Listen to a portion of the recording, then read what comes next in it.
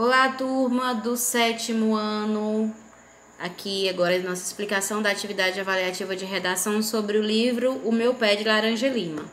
Livro esse solicitado, há um bom tempo lá no grupo. Por isso que eu estou repostando para vocês, para quem não leu, ler, para poder resolver a nossa atividadezinha aqui. Nós temos aqui. O texto abaixo é um fragmento do romance juvenil Meu Pé de Laranja Lima, de José Mauro de Vasconcelos. O livro narra a história de Zezé, um menino de 5 anos que pertencia a uma família muito pobre e muito numerosa. O trecho que se segue apresenta um diálogo entre o protagonista e sua professora, Dona Cecília Paim. Diz assim: Meu pé de laranja lima. Tudo ia muito bem quando Godofredo entrou na minha aula. Pediu licença e foi falar com Dona Cecília Paim. Depois saiu. Ela olhou para mim com tristeza. Quando terminou a aula, me chamou. Quero falar uma coisa com você, Zezé.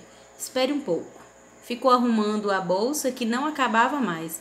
Se via que não estava com nenhuma vontade de me falar e procurava coragem entre as coisas. Afinal, se decidiu. Godofredo me contou uma coisa muito feia de você, Zezé. É verdade? Balancei a cabeça afirmativamente. Da flor? É. Sim, senhora. Como é que você faz? Levanto mais cedo e passo no jardim da casa do Serginho. Quando o portão está só encostado, eu entro depressa e roubo uma flor. Mas lá tem tanta que nem faz falta. Sim, mas isso não é direito.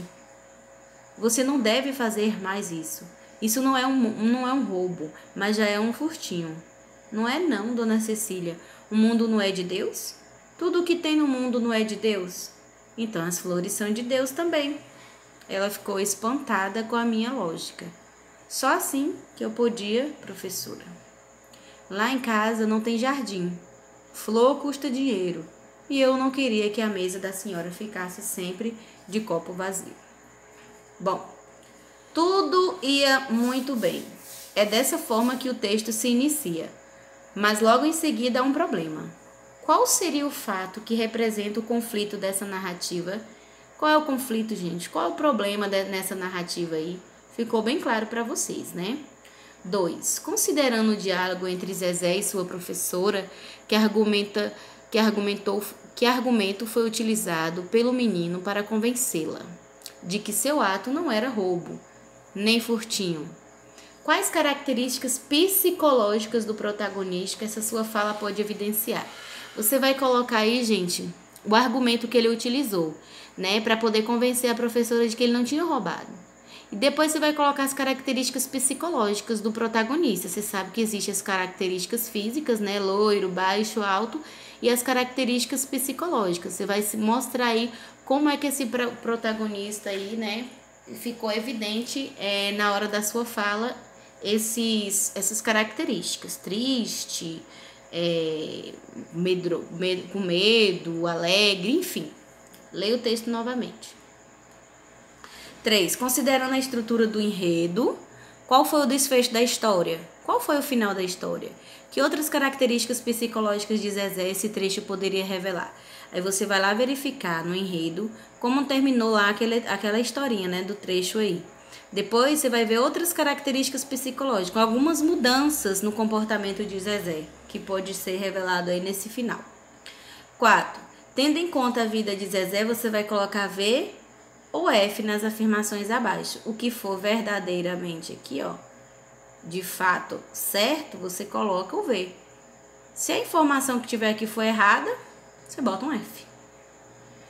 5. Um dia para alegrar Zezé, o português leva-o à pesca e passa o dia todo com ele. Comovido com este gesto, o que pede Zezé ao senhor Valadares? O Zezé pede uma coisa para ele, porque ele ficou tão comovido, tão contente. Aí ele vai lá e faz um pedido para o seu Portuga, né, que é o senhor Valadares. 6. Seu Portuga foi uma pessoa muito importante para a vida do menino. Que influência seu Portuga teve no desenvolvimento do Zezé? Ou seja, esse Portuga aqui, gente, foi uma pessoa que ajudou bastante ele. Ele influenciou de forma positiva a vida de Zezé, né? Aí vocês vão escrever que influências foi essa, o que ele ajudou aí no desenvolvimento de Zezé. No decorrer da obra, por diversas vezes, Zezé sofre agressões físicas devido às suas travessuras. Percebemos que ele não é compreendido como as crianças devem ser compreendidas. Hoje existe o Estatuto da Criança e do Adolescente, que é o ECA, né? O ECA é um conjunto de leis que visa a proteção à defesa dos direitos da criança e do adolescente. Você conhece o Estatuto da Criança e do Adolescente? Com certeza sim. Então, o que você vai fazer aqui? Você vai reescrever o artigo 53, porque lá diz algo muito importante. O artigo 60, o artigo 64 aqui, ó, nessas linhas, certo? 8. Qual a sua opinião sobre as crianças que precisam trabalhar antes dos 14 anos? Você vai expor sua opinião. Você acha certo? Você acha errado? Porque Glória, a irmã de Zezé, mentiu a idade do menino para colocá-lo na escola. Vocês lembram, né? Quem leu vai lembrar. Você acha que atualmente é possível mentir a idade de uma criança no ato da matrícula em uma escola? E na época, como e por que foi possível? Vocês vão escrever, certo? 10. O Natal é uma festa muito importante para todos. A. Por que Zezé tinha esperança que desta vez o menino Jesus fosse nascer no Natal? Explique aqui porque ele estava com tanta esperança disso, gente. B. Por que e para que o menino saiu para engraxar sapatos bem no dia de Natal? Teve um motivo. 11. Quais as travessuras que Zezé costumava fazer? Você vai citar as consequências aqui. As consequências das travessuras dele. E hoje as crianças fazem travessuras que prejudicam os outros, você também vai listar aqui. É lógico que hoje tem muitas travessuras que prejudicam o outro. 12.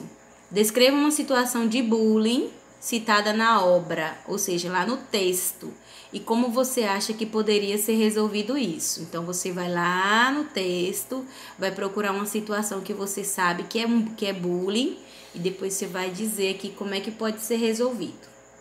13. De que maneira o Mangaratiba acabou com os sonhos de Zezé? De que forma o sonho dele foi totalmente destruído? De acordo com a leitura realizada, você vai escrever aqui qual é o conflito da história, qual é o problema dessa história, todo o conflito lá, né? Qual é o desfecho? Qual foi o final dessa história que você leu, esse livro aí? 15. Qual a mensagem que a obra deixa para a sua vida? E a 16, você vai avaliar. Se você gostou, explique por quê. O que você gostou na história? O autor realmente fez uma bela obra? Por quê? E por que você não gostou? Você também vai explicar o motivo que você não gostou da obra, ok? Qualquer coisa no meu privado.